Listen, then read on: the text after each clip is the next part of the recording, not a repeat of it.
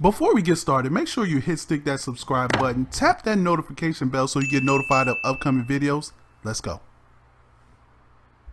What is going on, ShopNation? It's your dude, ShopMaster here, talking about the Madden NFL beta that just closed this past weekend. I had a great time playing it, and I know a lot of you guys out there had a great time as well.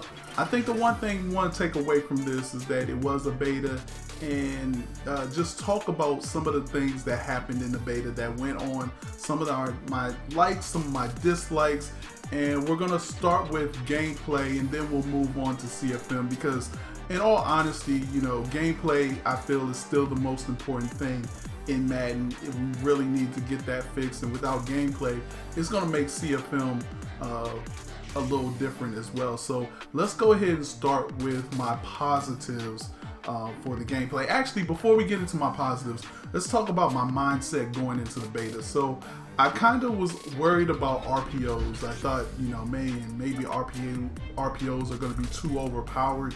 The abilities and X factors, I thought maybe those were too overpowered. So I'm thinking those things were going to be overpowered. And I think the third thing I was thinking about are the scenario engine in CFM. Oh, and the contracts in CFM. Those were the two things in CFM that I really wanted to see in action and see how it was sort of implemented into the franchise mode. So let's go ahead and talk about gameplay. I think overall, my first impressions when I first, you know, got the kickoff and started running the back, how smooth the players felt. I felt like the players felt really smooth. Like nothing that, I guess, felt like a totally different game from Madden NFL 19. You know, the running game I felt was really smooth.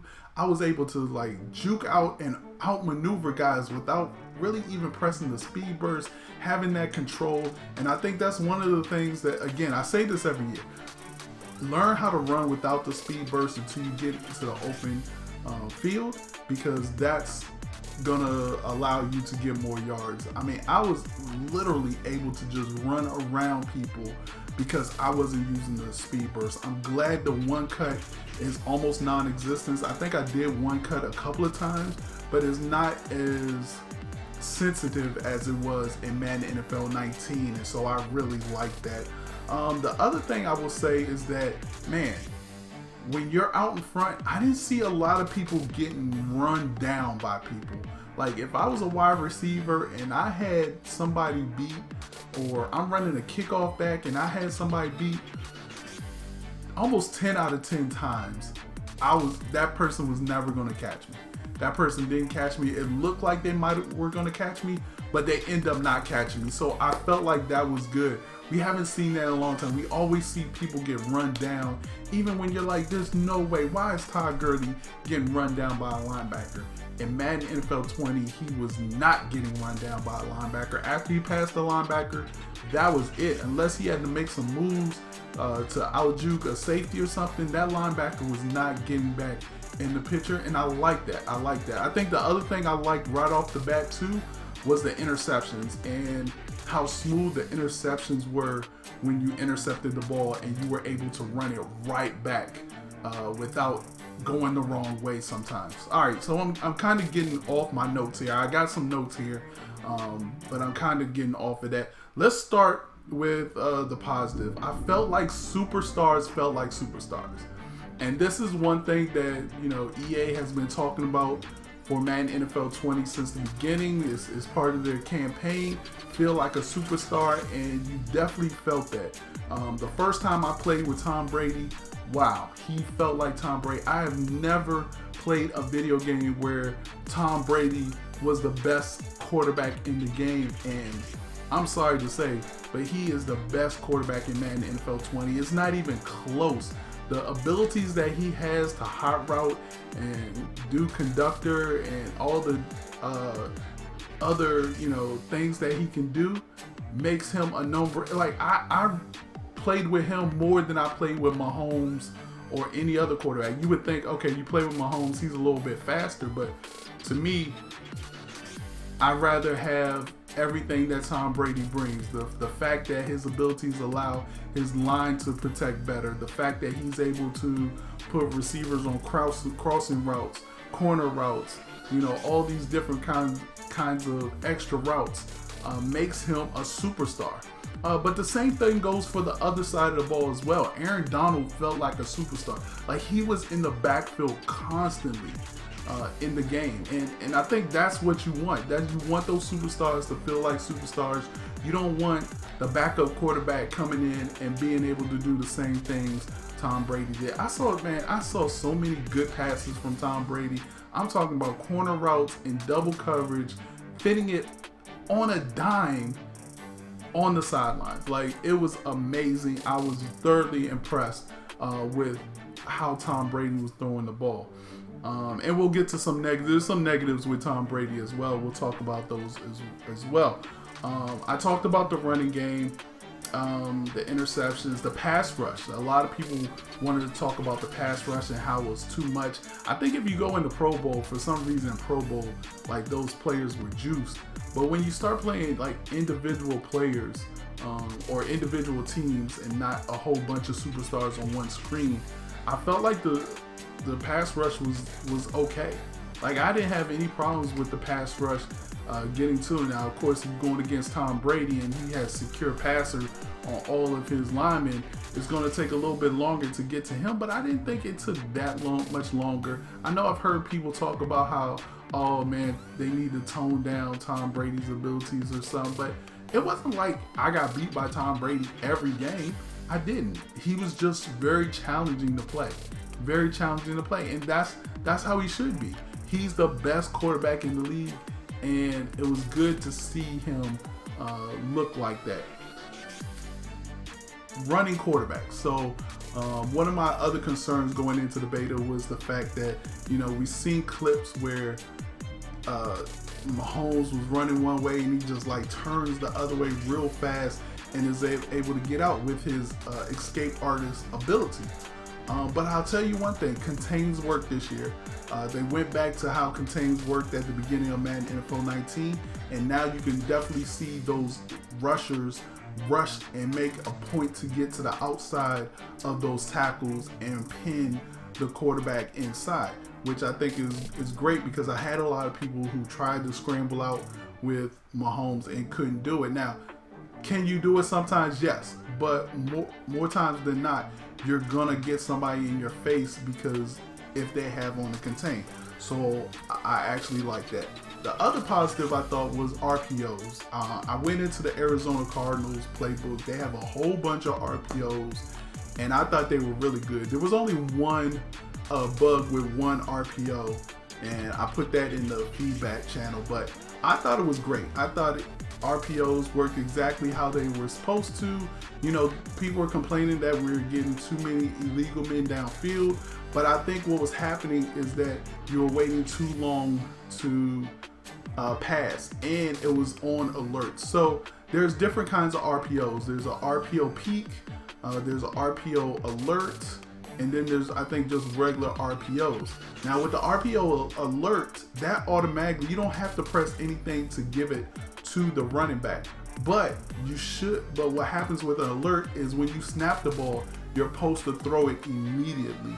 Whereas with a regular RPO, you can sort of go through the motion a little bit, then take it out and throw it. So I think that's why people were getting legal man downfield. After I learned like the alerts, what was the difference between the two, I never got an illegal man downfield again. So I don't know if maybe they changed that. I know they did some kind of updates to the beta while it was going on, but I never got that once I figured out the difference between an alert and a peak and a regular RPO. So those are my positives. My negatives with gameplay, and I don't have that many, is that I felt like the hard flats did not come down hard enough when somebody threw late into the flats.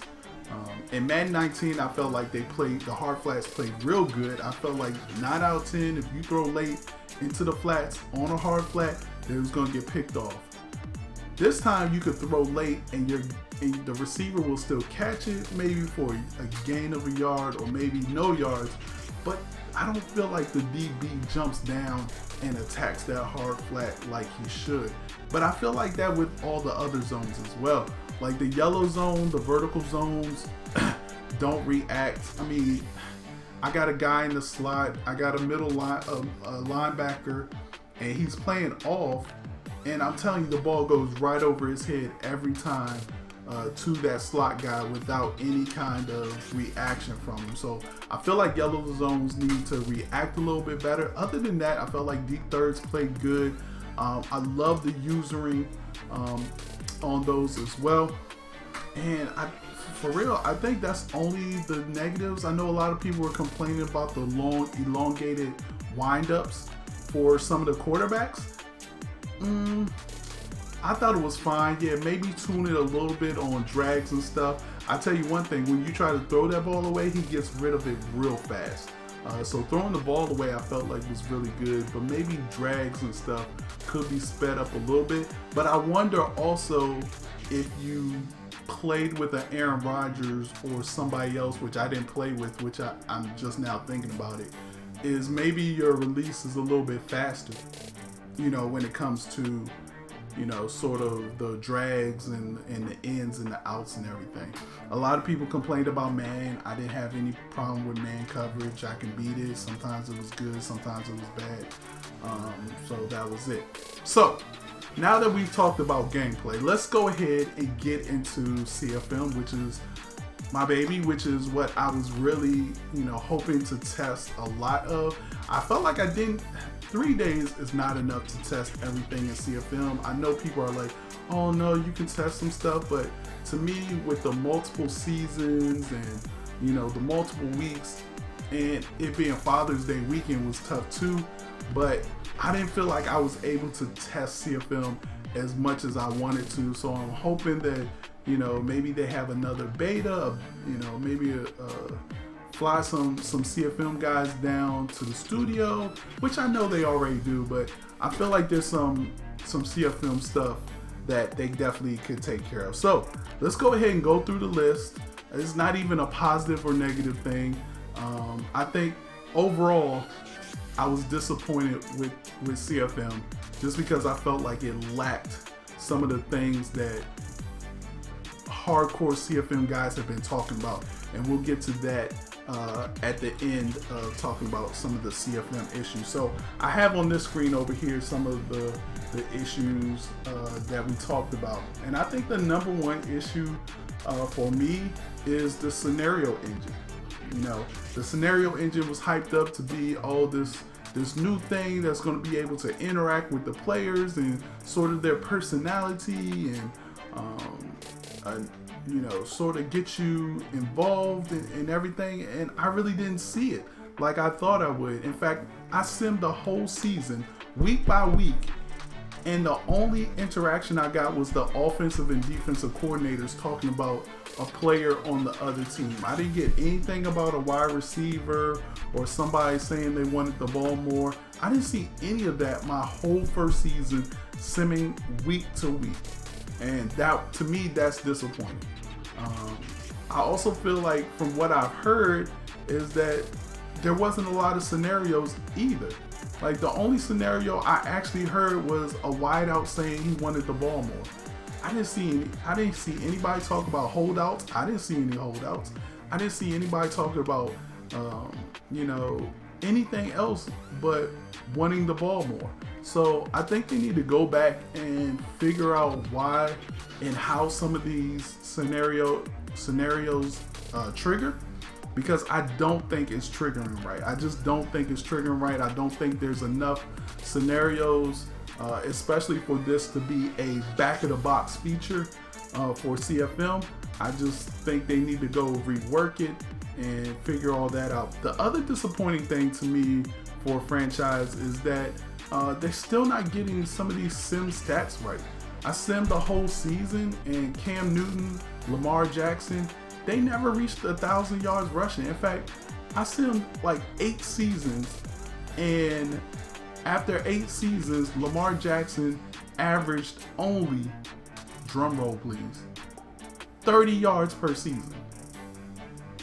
That doesn't make any sense. He averaged 18 carries, about 18 carries per season. So something is going on where maybe these rushing stats aren't being calculated, or maybe their tendency is not allowing them to run in simulation or something. But to me, like, running quarterbacks like Cam Newton and Lamar Jackson should have way more rushing yards than 30 a season. So we talked about the scenario engine. One of the other things that I thought was good, which again, but I didn't see it play out because I think there was a bug, is the fact that they hid dev stats or dev traits for some of the rookies that came out. So a rookie would come out and you really wouldn't see what his dev trait was until he got so many snaps, which I love. I love that idea. We have been talking about that idea for at least 3 years, and finally they put it in the game. But for some reason in this beta, the snap counts weren't calculating, so we never got to see like the end result or like what that player had. Now my question to the Madden community, the CFM community, is wouldn't you like to see that on all players? Like, it shouldn't be just some players. I think all players, you should know what their dev stat, their dev trait is. I think that allows you to be a little bit more immersed. It makes you play everybody a certain amount of snaps so you can see if you might find a diamond in the rough, or maybe you don't have time and you're trying to develop some of your other players, so you cut them and then somebody else picks them up and gets him the snap counts and find out that he's a star dev. Like, to me, those are the things that makes CFM and franchise interesting. And I hope that EA is listening. I hope that they see some of the feedback that's going on in the feedback forums. I saw some really great stuff in the feedback forums as well. We're going to talk about it here in a few. One of the things that I experienced is I didn't feel like applying skill points made a big enough difference when trying to have a player's archetype be number one. So for instance, I had Dwayne Haskins. I simmed the whole season. He had 12 skill points that he could use. He strong arm fit his scheme, but he was a field general. So he had +2 field general. It was like 65. And then his strong arm was 63, which was a scheme. So I put all 12 points on, all 12 skill points on strong arm, and he only went up 1. He only closed the gap 1. So the other disappointing thing is I put it all on strong arm. He went from a 85 throwing power to a 86 throwing power. How do you put 12 skill points on one player for one archetype, for one, and that main archetype is throwing power, and you go from an 85 to an 86? To me, that doesn't sound right. That's not calculating right. It just doesn't seem right. So again, there's a lot of stuff that I'm kind of disappointed with as far as franchise is concerned. But other than that, I thought, franchise was franchise. I like the new menu layouts. I like the offensive coordinator talking to the coach about players on the other team, sort of game planning. I would like to see more interaction with that. Maybe talk about like what makes this player get into his X factor. Like if we're playing against Aaron Donald, what things do we need to do to keep him from getting into the zone? If we're playing somebody like Tom Brady or whoever has a superstar X factor ability, what things do we have to do to keep them from getting into the zone? I think the other thing that I want to say about gameplay that I wish they had too is to let me know when that other player is close to getting into the zone. So if Russell Wilson needs to rush 3 times for 10 plus yards and he has already done it twice, I want to see that he's already done it twice and he needs it to do one more so I can really focus, so I can be like, you know what, we can't allow him to scramble for 10 more yards, I'm going to put a spy out there now so he doesn't get that. So that's the other thing that I wish they had. So other than that, those are my thoughts. Those are my initial impressions for the Madden NFL 20 beta. I wish it was longer, as well as I know you guys do too. Let me know what you think in the comments below. Remember, you can still win a free copy of Madden NFL 20. All you have to do is put your comments in the comment section below. Stick that like button, subscribe to the channel, and guys, join me every Tuesday night, 9 p.m. Eastern Standard Time for Game Changers Live. We're going to talk about the beta. We're going to talk about some other stuff a little bit more in depth than I did in this video. I know it's kind of running kind of long anyways. So guys, I appreciate y'all. Make sure you check me out on Twitter at ShopMaster as well. I got some polls up there gauging the Madden community, especially the CFM crowd. So that's going to do it. I will see you guys Tuesday night. I'm out. Peace.